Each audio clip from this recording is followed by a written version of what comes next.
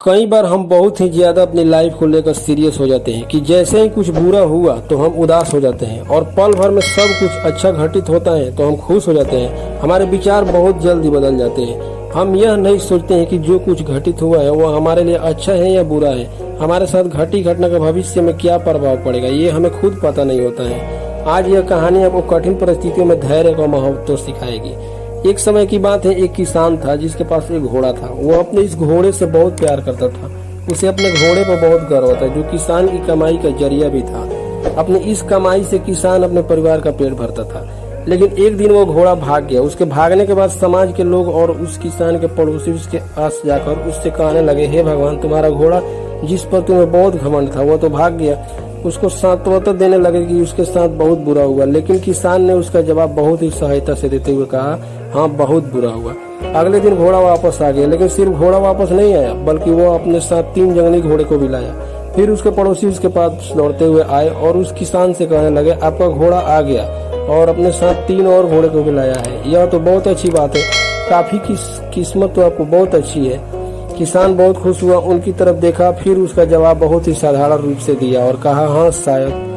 कुछ दिनों के बाद किसान का बेटा उसी जंगल से घोड़े से एक को काम के लिए उपयोगी बनाने की कोशिश कर रहा था। लेकिन इसी कोशिश के दौरान घोड़े ने उसे जमीन पर पटक दिया और उसका पैर बुरी तरह से टूट गया। उसके पड़ोसी उससे कहने लगे, उस पागल घोड़े ने तो तुम्हारे बेटे के साथ क्या किया, उसके पैर तोड़ दिया।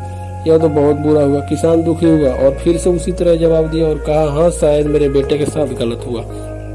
अगले दिन सेना के कुछ जवान उस किसान के घर आते हैं जो जंग छिड़ने के कारण नए जवानों की भर्ती कर रहे थे।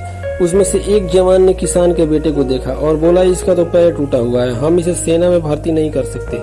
और वो जवान गांव से भी लड़कों को लेकर अपने साथ चले गए। यह जानकर उसके पड़ोसी और बाकी गांव वाले उसके पास आए और बोलने लगे, तुम्हारे बेटे को तो जवान जंग के लिए नहीं ले गए, तुम्हारी किस्मत तो बहुत ही अच्छी है। इस आखिरी बार भी किसान ने फिर से बड़ी सहायता से कहा, हाँ शायद।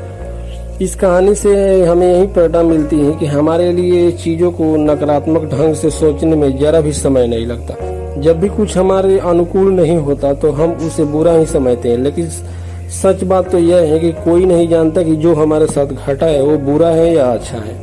इस कहानी में भी किसान के भावों में परिवर्तन परिस्थितियां गाढ़ होता है। बुरी परिस्थितियों में वो नकारात्मक हो जाता है और अच्छी परिस्थितियों में वो सकारात्मक।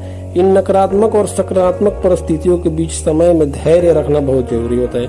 क्या आप वाकई में बता सकते हैं कि हमारे साथ जो घट रहा है वो गलत है या सही? बिना जाने भविष्य में उसका क्या प्रभाव पड़ेगा हम पर या हमारे जीवन पर? मुझे लगता है कि आपका जवाब नहीं होगा।